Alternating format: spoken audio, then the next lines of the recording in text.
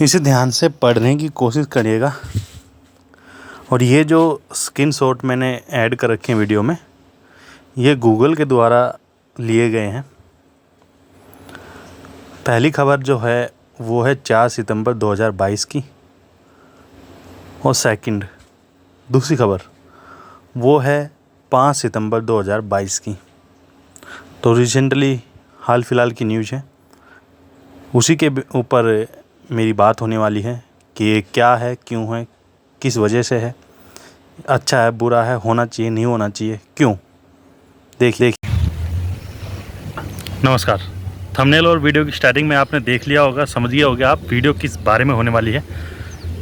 लेकिन उससे पहले 2 बातें मैं आपके साथ शेयर करना चाहूँगा कि एक बच्चा था किसी घर का, काफ़ी नालायक आवारा, लेकिन उसके माँ बाप फिर भी यही कि चलो कोई नहीं, हमारा बेटा है। तो उनके घर में जितना भी पैसा था, जो भी बैंक बैलेंस था, उसने धीरे धीरे सब कुछ वो निपटा दिया, ख़त्म कर दिया।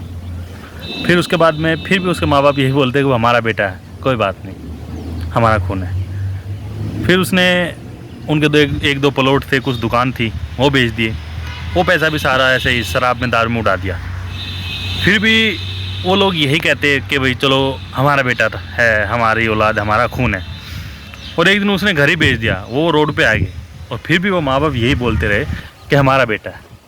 इसको बोलते हैं अंधभक्ति, कि सरकार प्रशासन कितना ही गलत क्यों ना करते रहे, लेकिन एक अरे नहीं यार, वो तो हमारा एमएलए, हमारे मंत्री, हमारा ये हैं, मतलब हम पर्सनल बना लेते हैं उन्हें, अपने खून के रिश्ते के तरीके से देखने लग जाते हैं। और एक है कि सेकंड थिंग है कि एक बार मैं एक कंपनी में काम करता था, तो वहाँ पे मेरे और मेरे कलीग्स जो थे, उनके और मेरे सैलरी में था कुछ 2 से 1500 रुपये का डिफरेंस, मतलब 2000 से 1500 रुपये का गैप था, मेरे कम थे। तो मैंने ऐसे पूछ लिया, यार मेरी अटेंडेंस, आप लोगों की अटेंडेंस सब की बराबर है, मैं भी बराबर काम किया है, मैंने भी कोई छुट्टी नहीं ली एक्स्ट्रा, और मेरी सैलरी इतनी कम क्यों आई है? मतलब 1000-1500 रुपये बहुत ज़्यादा होते हैं, इस महंगाई के दौर में तो बहुत ज़्यादा होते हैं, और तब बहुत ज़्यादा हो जाए जब आपके कलीग के आगे हो, आपके ना आए हो।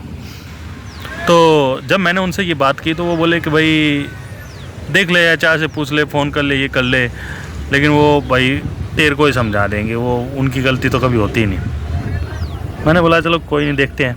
मैंने कॉल किया, कॉल करने के बाद उन्होंने बताया कि भाई ऐसे ऐसे बात है कि इतने पैसे इसके, इतने पैसे इसके, और आपके बनते हैं 16,000 रुपये, जबकि आपकी सैलरी आई है 16,400। तो 400 रुपये आपके ज़्यादा आते हैं, आपके 400 रुपये कटेंगे। और ठीक है, एक दिन बाद मेरे 400 रुपये कट भी गए। मैं बोला साला यहाँ तो पूछने पे ही नुकसान हुआ है।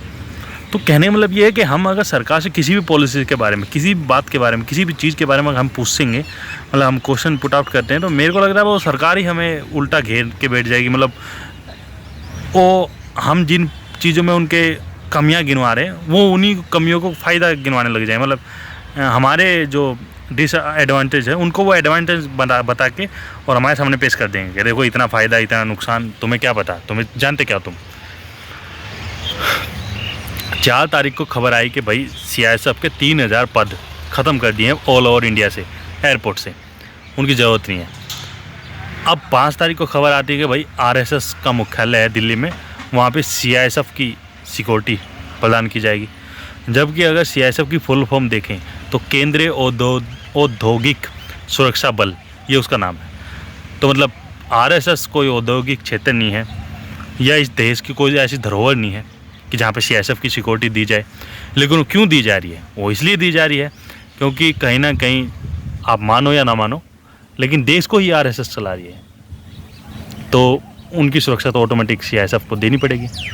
एक तरफ बोलते हैं कि भाई 3000 पद ये एयरपोर्ट से हटा दिए जा रहे हैं, ठीक है भाई, उसके जगह चलो कोई मशीन आ गई होगी, चलो कोई बात नहीं। लेकिन दूसरी तरफ वहीं भाई बोलते हैं कि अभी वहाँ पे निजी कंपनियों के सुरक्षाकर्मी काम करेंगे। तो जब निजी कंपनियों के सुरक्षाकर्मी काम करेंगे तो सीआईएसएफ से क्या परहेज था? क्या वो जवान मतलब सुरक्षा नहीं दे रहे थे? 1999 में जब कंधार एयरपोर्ट पे हाईजैकिंग का सिस्टम हुआ था, उसके बाद में सन 2000 में पहला एयरपोर्ट था जयपुर का, जब सीआईएसएफ को ये काम सौंपा गया कि आप एयरपोर्ट की रखवाली करें, एयरपोर्ट की सुरक्षा कीजिए। उसके बाद से आज तक सब कुछ सुरक्षा में सब कुछ चीज़ों में सब कुछ अच्छे से चलता हुआ आ रहा था। लेकिन अभी इनको क्या सूझा, क्या दिमाग में आया, राम जाने। तो एक तो ये है। दूसरी बात ये है कि आरएसएस जैसी संस्था को, जो आज़ादी से पहले भारत के तिरंगे झंडे को ही नहीं मानता था, मतलब भारत के तिरंगा जो झंडा है उसको ये नहीं मानते, राष्ट्रीय गान को वो नहीं मानते हैं, उन लोगों की सुरक्षा के लिए कौन है? सीआईएसएफ। तो बहुत ही ज़्यादा मतलब डिप्रेशन करने वाली बात है। लेकिन बात यह है कि जब पहली बार सरकार ने कोई गलत कदम उठाया था, जब पहली बार मोदी साहब ने कोई गलत कदम उठाया था ना तो हम लोगों ने कुछ बोला, ना आप लोगों ने कुछ बोला, ना ये और जो भी अलग पार्टी है उन्होंने कुछ बोला। एक तो ये है कि आम जन, जैसे मैं कुछ बोल रहा हूँ या कोई भी बोले, उसको तो सीधा बोल देते ये फलानी पार्टी का नुमाइंदा है।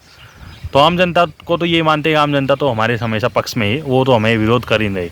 और कोई भी बोलता है तो उसको बोल देते ये ओपोजिशन का आदमी है, इसको तो हमारे काम से परहेज होगा। तो इस तरह के हालत चल रहे हैं जो आने वाले आने वाले टाइम में देश के लिए संकट पैदा कर सकते हैं।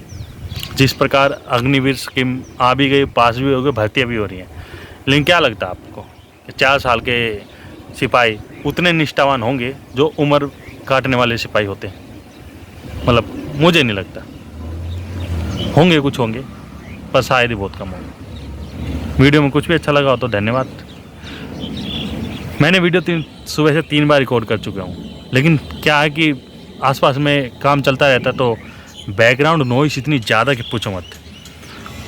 बहुत सारे लोगों ने चीन के उस टिकटॉक का बहुत ज़्यादा विरोध किया और उसको बैन भी करवा दिया, लेकिन कहीं ना कहीं उसकी क्वालिटी, उसकी एक ऐसी थी, मतलब प्रेजेंट था, जिसकी वजह से वो वर्क कर रहा था, क्योंकि उसकी सेटिंग, उसकी इफ़ेक्ट इतने अच्छे और इतने स्मूथ थे कि हर आदमी एक बहुत ही आसानी से उसको चलाना सीख गया था।